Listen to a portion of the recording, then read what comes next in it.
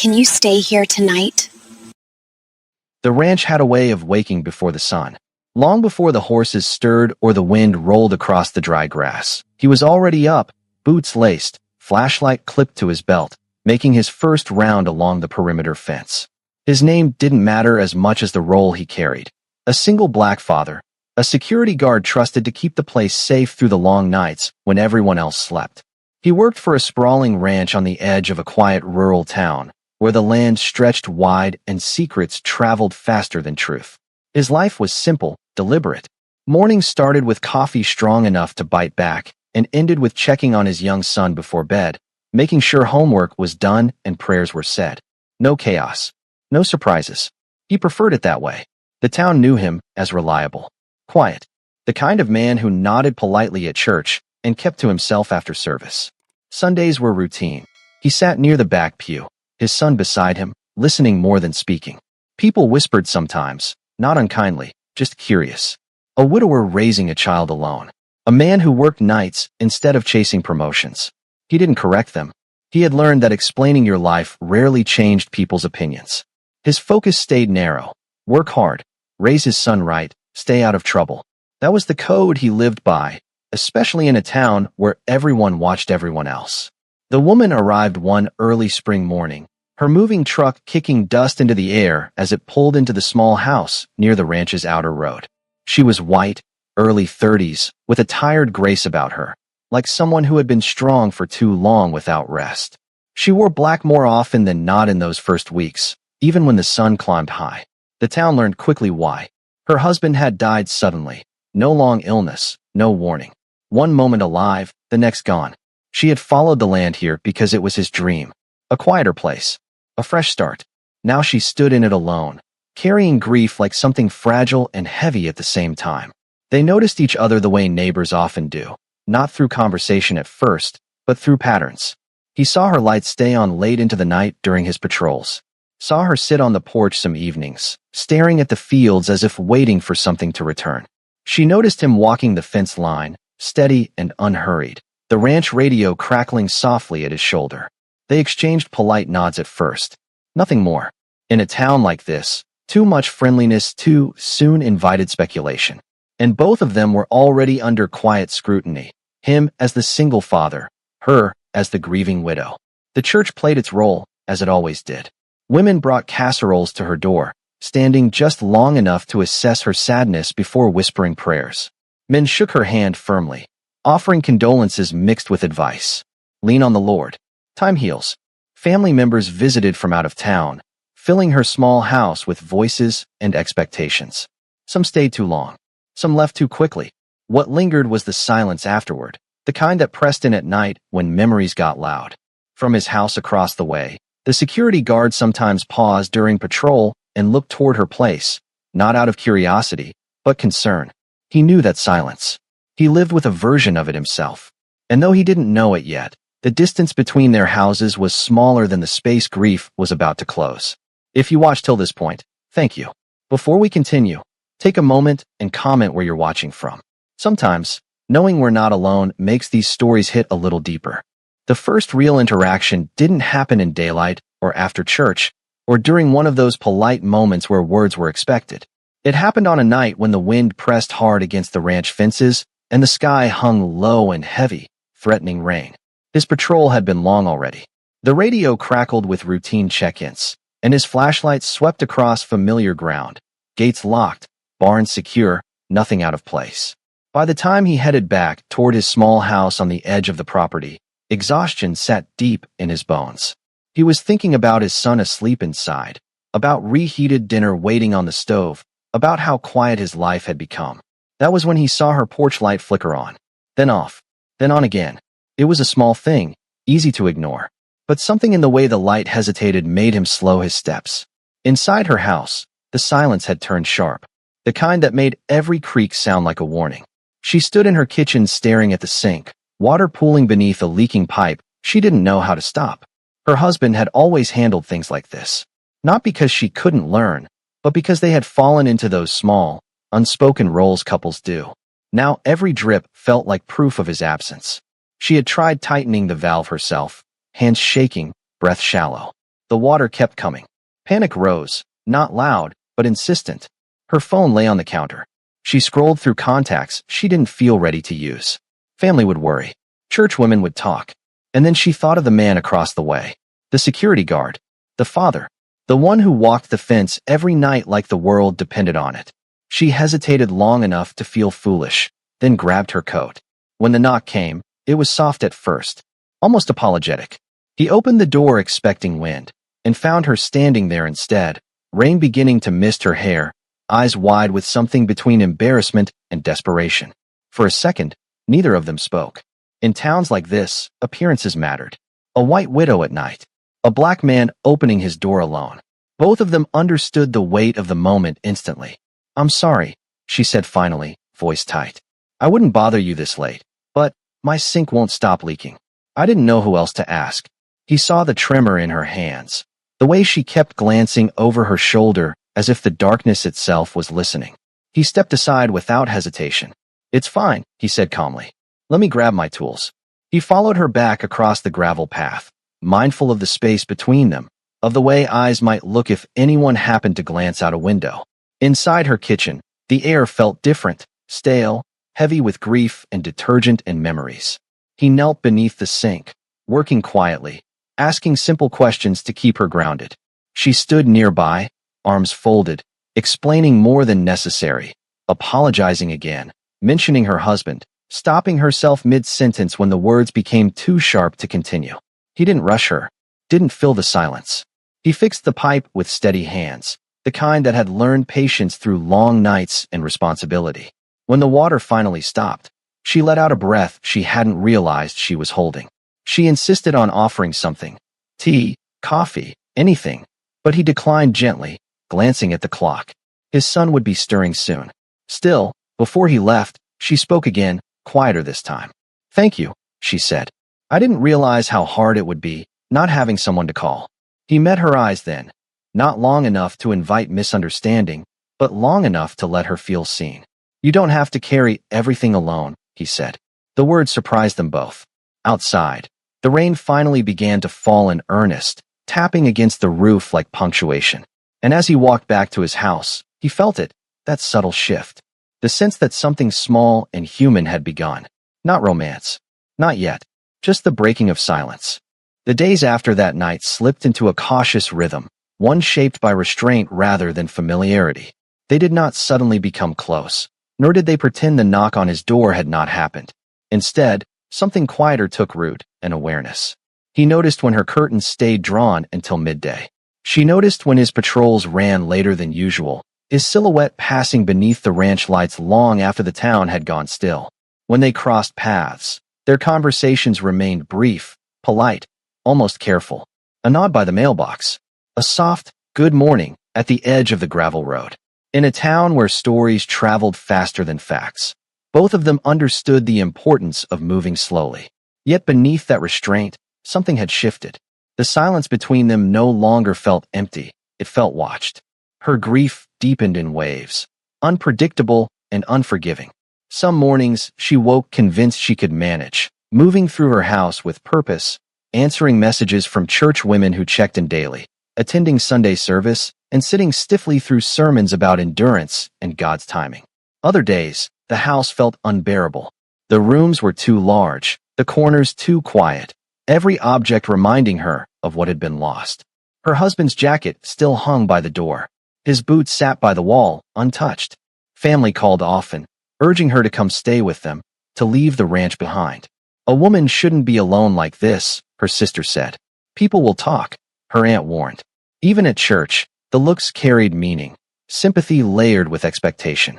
She was a widow now, and widows, in their eyes, had a certain way they were supposed to behave. He felt the pressure too, though it came dressed differently. At church, a few men clapped him on the shoulder a little too hard, asking how he was holding up as a single father, reminding him that children needed structure and strong guidance. One older deacon suggested he volunteer more, be more visible.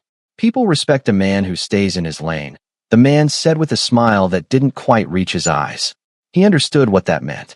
In this town, his role was clear and narrow. Security guard. Father.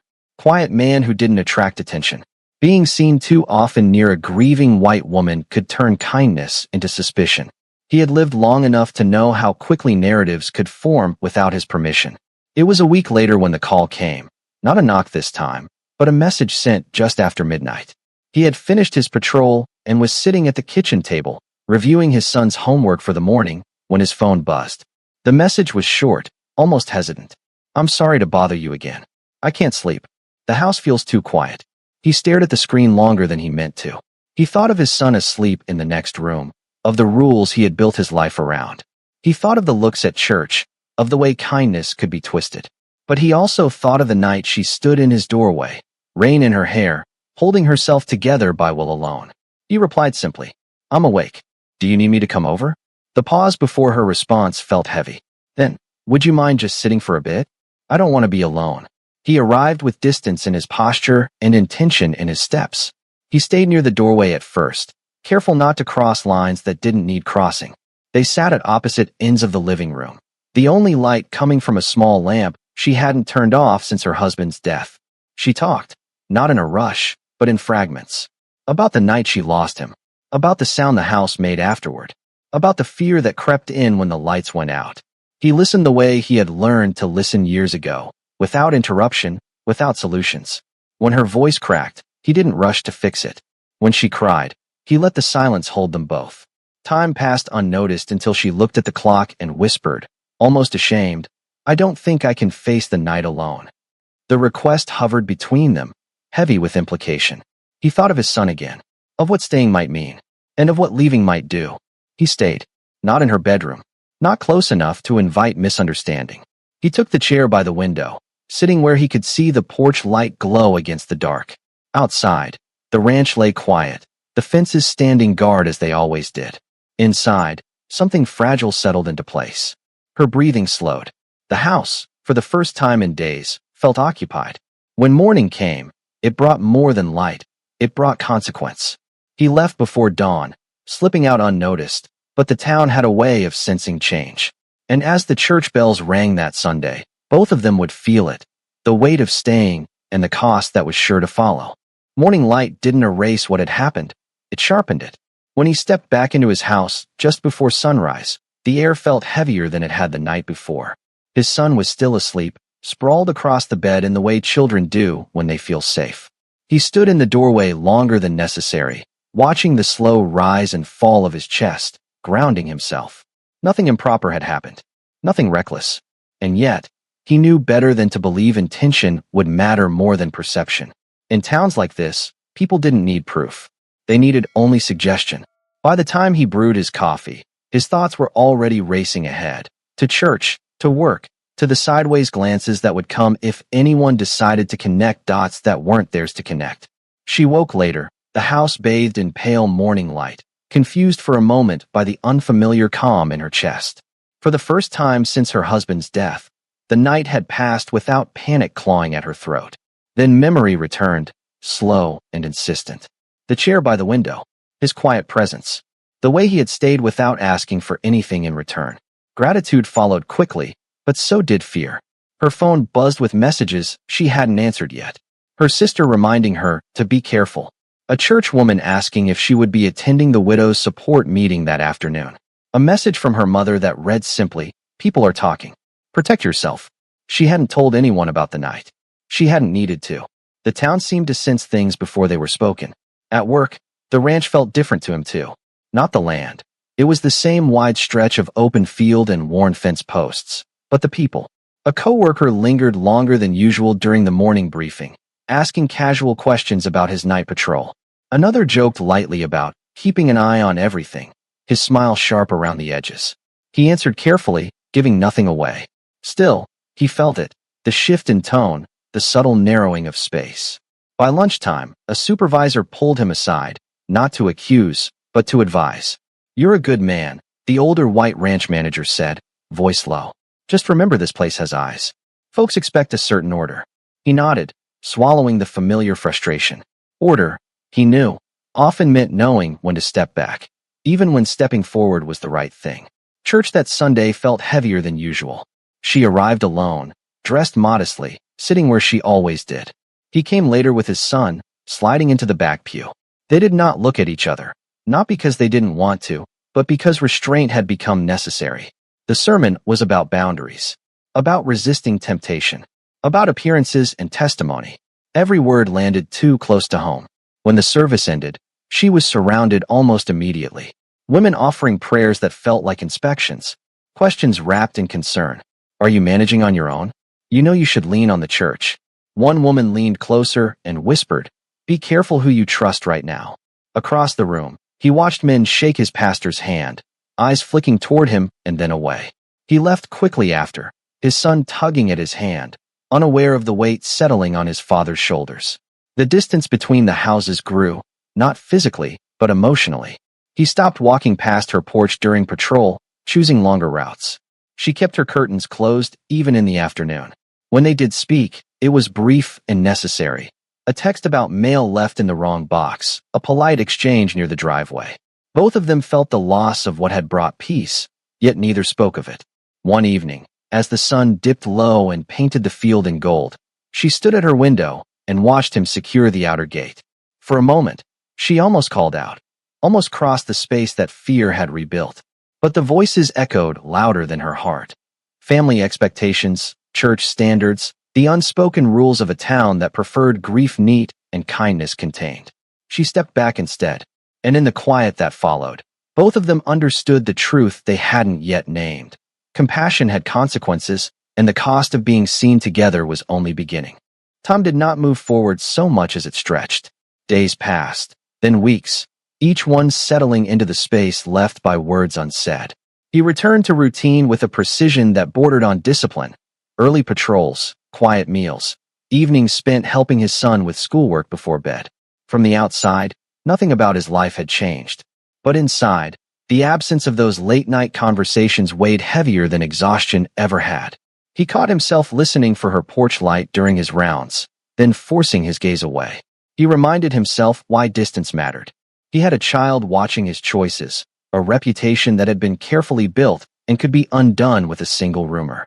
Kindness, he was learning, had boundaries whether you wanted them or not. For her, the isolation deepened. The church visits slowed, not out of cruelty, but out of expectation that grief had a schedule. The casseroles stopped coming. The messages became less frequent.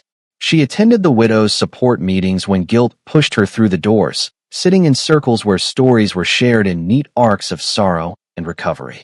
Her grief didn't fit those shapes.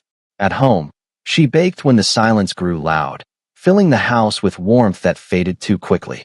She left loaves on church doorsteps, dropped pies at neighbors' homes, trying to remain visible without inviting scrutiny. Yet the quiet persisted. The one presence that had steadied her most, the man who had stayed without asking, remained just out of reach. The town, however, did not forget. Whispers found corners to gather in. At the feed store, in church hallways, near the school pickup line. Nothing was said outright, but implications hung thick in the air. A ranch worker mentioned seeing him near her house late one night. Someone else questioned why she hadn't moved back home with family like a sensible woman. He felt it when conversation stalled as he approached. She felt it in the way smiles tightened when she entered a room. No accusation needed to be voiced. The damage lived in suggestion. Even her family added weight, calling more often now, pressing harder. You need to think about how this looks.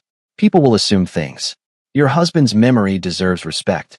She wanted to scream that grief didn't erase the need for comfort. Instead, she said nothing.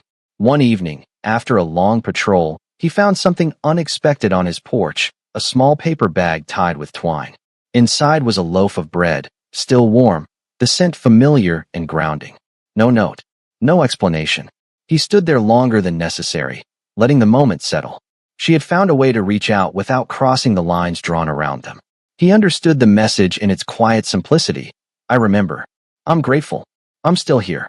That night, after his son was asleep, he brewed coffee and sat at the table staring at the loaf, feeling the ache of restraint.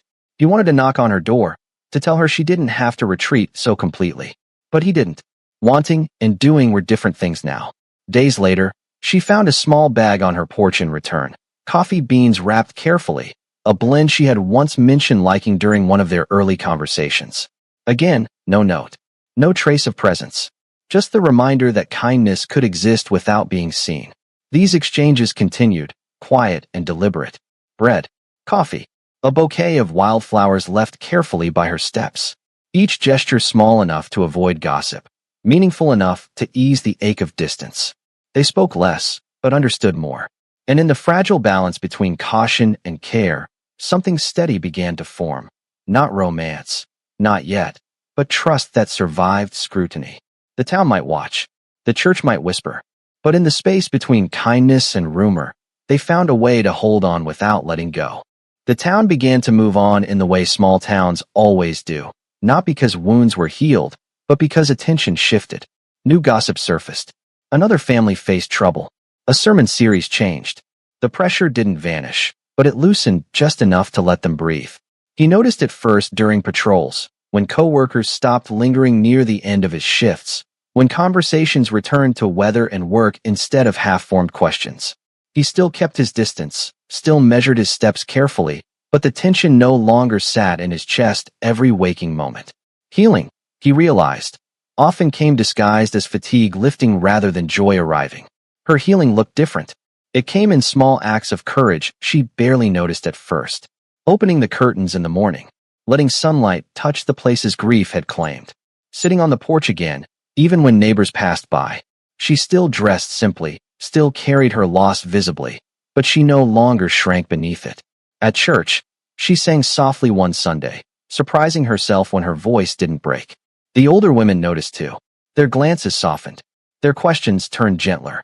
Loss, when allowed to breathe, slowly earned respect. Still, there were moments when the house closed in, when memories grew louder at night. Those were the nights she brewed tea and thought of the man across the field, wondering how he carried so much weight without complaint. Their first real conversation in weeks happened by accident. A loose section of fence along the ranch line had given way during a storm, and she found him there one late afternoon, tightening wire with practiced hands. She stopped at a careful distance, unsure if she was crossing an unspoken line simply by standing there. He looked up, surprised, then smiled. Not wide, not careless, but warm. Fence gave up, he said lightly. She nodded, gesturing toward the leaning post. My husband always said fences tell you when they're tired. She replied before she could stop herself. The words hung there, fragile. He didn't rush past them. He nodded once. Some things hold longer than we expect, he said. And just like that, the wall between them thinned. They talked while he worked, keeping their voices low, the conversation grounded in ordinary things. The weather, her garden, his son's school project. There was comfort in the normalcy, in speaking without explaining or defending. She apologized at one point, for pulling away, for letting fear decide her actions. He stopped her gently. You did what you needed to survive, he said. There's no apology in that. The sincerity in his voice settled something in her chest she hadn't known was still unsettled. When the fence was secure, neither of them rushed to leave. They stood there, the late sun stretching shadows across the field, the quiet between them no longer sharp. That evening, she invited him to stay, not overnight, not hidden, not secretive, just dinner. She framed it carefully, knowing the rules that still existed. He hesitated, thinking of his son, of the eyes that still watched. Then he nodded. I'll bring him, he said. It was a small decision with large meaning. Dinner happened early, with windows open and lights on. Her table filled with food and soft conversation. His son laughed easily, grounding the moment in innocence. There was no tension, no secrecy, just people sharing space honestly. And in that openness, something shifted again. Silence, once heavy with restraint, began to heal instead of hurt. The evening they shared dinner did not end with promises or declarations. It ended with dishes washed, his son thanking her politely, and the three of them standing on the porch as dusk settled over the ranch. Yet the simplicity of that night carried weight far beyond its quiet moments. For him, bringing his child into her home had been a decision rooted in honesty. It said without words that he had nothing to hide. For her, opening her door with the lights on, neighbors in view, was its own kind of bravery. By morning, both of them felt it. The line between caution and fear had begun to blur, and they would have to decide which one would guide them forward. Church the following Sunday felt different. They arrived separately, as they always had, but this time they did not avoid each other's presence. When the final hymn ended and people turned to greet one another, she found herself standing beside him near the aisle. Their exchange was brief, respectful, unmistakably public. A few heads turned. A few brows lifted. Then the moment passed. The sky did not fall. No whispers erupted on the spot. Instead, a woman from the choir smiled at her, warm and genuine, and an older man nodded at him with quiet approval. The absence of immediate judgment felt like relief, but also like challenge. If they were going to move forward, it would be in the open or not at all. The real test came from family. Her sister visited that afternoon, sitting stiffly at the kitchen table, eyes sharp with concern. She spoke carefully at first, about grief, about vulnerability, about how quickly people misunderstood things in small towns. Then she said it plainly. "You're being watched," she warned. "And he's not just anyone. People will talk." The implication hung there, heavy and unfair. For the first time since her husband's death, she pushed back. "I am allowed kindness," she said quietly. "And I am allowed to heal in my own time." Her sister studied her, surprised by the steadiness in her voice. It wasn't defiance, it was resolve. When the conversation ended, nothing was fully resolved, but something had shifted. She had chosen herself. He faced his own reckoning days later when the ranch manager asked to speak with him again. This time, the conversation was more direct, though still cloaked in civility. "You know how this place is," the man said. "Optics matter." He listened without interrupting, then responded calmly. "I do my job well. I raise my son right. I don't cause trouble." It wasn't a challenge. It was a boundary. The manager nodded slowly, recognizing the truth in his words. Being seen, he realized, didn't always require permission. Sometimes it required quiet confidence. Their time together increased, not in secret, not in haste, but steadily. Walks along the fence line in the early evening. Shared meals that included laughter and silence in equal measure. Conversations about her husband that no longer felt forbidden. He never rushed her grief, never tried to replace what had been lost. She, in turn, respected the weight of his responsibilities, the way his life had been shaped by both love and caution. They were learning each other not as an escape, but as companions navigating difficult terrain. And in that mutual respect, trust deepened. The town noticed, of course. Some watched with curiosity, some with quiet approval, some with lingering doubt. But what mattered most was what changed within them. Fear loosened its grip. Shame faded. In its place grew something steadier, courage. Not the loud kind, not the kind that demanded attention. The kind that showed up consistently, in daylight, in truth. By choosing to be seen, they were choosing more than each other. They were choosing a life where kindness didn't have to hide, and where healing could finally step into the open. By the time autumn settled fully over the ranch, healing had begun to show itself in ways neither of them had planned for. It wasn't loud or celebratory. It lived in routines. In the way she no longer flinched when the wind rattled the windows at night. In the way he found himself laughing more easily, his shoulders no longer carrying quite so much weight when he came home from patrol. The land itself seemed to mirror the change. Fields turning gold, fences standing firm, the air cooler but calmer. What they were building did not erase the past. It made room for it. And that, she was learning, was what true healing allowed. Her home changed first. The heaviness that had once lingered in every room began to lift. Not because her husband was forgotten, but because his memory had found a place that no longer demanded all of her breath. She packed away some of his clothes with care, keeping what mattered and letting go of what hurt to hold. On Sundays, she still attended church, but now she stayed after service, joining conversations without feeling like an exhibit of grief. The whispers had softened into acceptance, helped along by time and by the visible honesty of her choices. People could debate in private, but in public, they had learned to respect her strength. For him, the change was clearest at home. His son asked questions now, about why they visited her house, about why she sometimes sat with them at dinner. He answered simply, truthfully. "She's someone we care about," he said, "and she cares about us." There was no fear in the explanation, no warning attached. Just openness. The boy accepted it easily, as children often do when adults don't complicate things. Watching that trust unfold reminded him why he had chosen the path he did. Living carefully was important. Living honestly was more important. They spoke more openly now about what they were, and what they were not. One evening, sitting on her porch as the sun dipped low, she finally said it aloud. "I'm afraid sometimes," she admitted. "Not of you. of what it means to move forward. He nodded, understanding more than she could know. Moving forward doesn't mean leaving anything behind, he replied. It just means you don't walk alone. The words settled between them like a promise, not of certainty, but of patience. They were not rushing toward labels or futures shaped by expectation. They were letting connection grow at the pace healing demanded. When winter hinted at its arrival, the town gathered for a small church event. Nothing elaborate, just lights strung in the hall and food laid out on long tables. They arrived together this time, not making an announcement, not hiding either. His son ran ahead to join other children. She stood beside him, steady and unashamed. A few people watched. A few smiled. Most simply carried on. And in that ordinariness, she felt something she hadn't felt since before the loss, belonging without performance. Healing, she realized, didn't ask her to forget who she had been. It asked her to trust who she was becoming. Winter arrived gently, as if the land itself understood the need for care. The first snow came overnight, thin and soft, settling over the ranch fences and rooftops without disruption. He woke early, as always, but this time there was a calm waiting for him that hadn't been there before. His son pressed his face to the window, excited by the white fields, and he found himself smiling without effort. Across the way, her porch light glowed faintly in the early morning, steady and warm. It was a small thing, but it mattered. Life had not returned to what it once was. It had become something new, something quieter. And in that quiet, there was peace. She spent that morning baking, the scent of bread and cinnamon filling the house.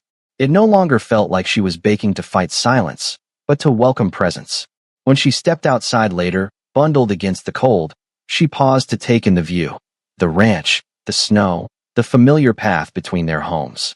Grief still lived within her, but it no longer ruled her. It had softened, reshaped itself into memory rather than pain. She knew now that loving again did not erase the love she had lost.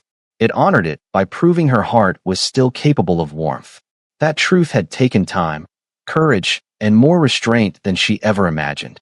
But it had brought her here, standing in a moment that felt whole. The town adjusted in its own way. People grew accustomed to seeing them together, sometimes walking with his son, sometimes sitting side by side at church events, sometimes simply existing within the same spaces without explanation. The gossip faded, replaced by something less dramatic and more enduring, familiarity.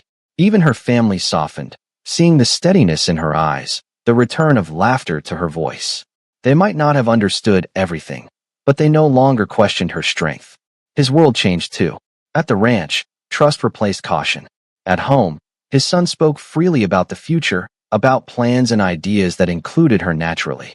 The life he had built carefully, brick by brick, had made room without collapsing. One evening, as the year edged toward its end, they stood together watching the sun dip behind the fields, the sky painted in pale winter colors. There was no rush in the moment. No need to define what came next. They spoke instead of ordinary things, repairs that needed doing, meals they wanted to try, the way seasons always seemed to move faster than expected. In the silence between words, there was understanding. They had walked through grief, pressure, judgment, and fear without letting any of it harden them.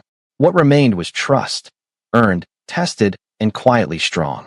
And so the story did not end with grand declarations or perfect certainty. It ended with something better. Two people who had learned that healing does not demand forgetting, and love does not require haste. Sometimes, the most powerful thing is simply staying present, staying kind, staying honest when the world is watching. If this story moved you, take a moment and share where you're watching from. And remember this: peace isn't about erasing the past. It's about carrying it gently into what comes next.